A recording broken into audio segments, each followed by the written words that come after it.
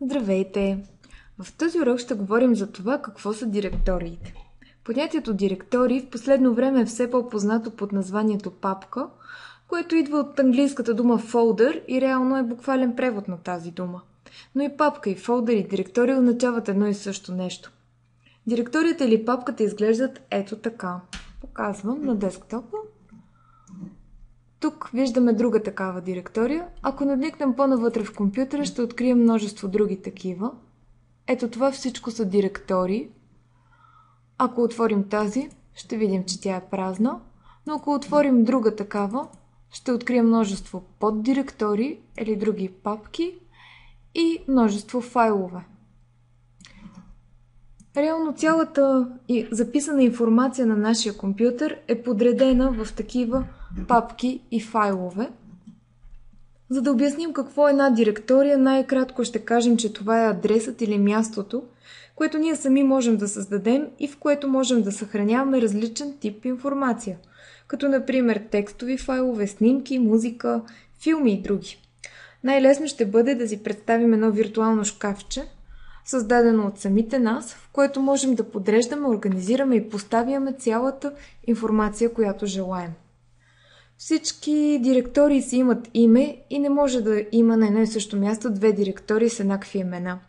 Като във всяка една може да създаваме или поставяме други под такива и така до безкрайност.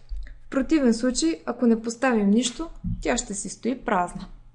Ето тук отваряме една и виждаме, че тя е празна.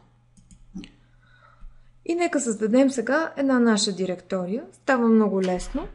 На първо място ще избера мястото, където искам да я създам.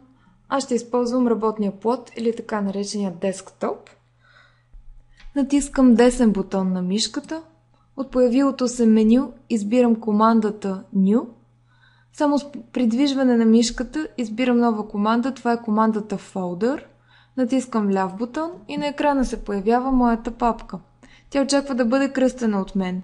Именно белия правоъгълник с текст в синьо означава, че командата за наименуване на папката е активна и мога да задам името, което желая.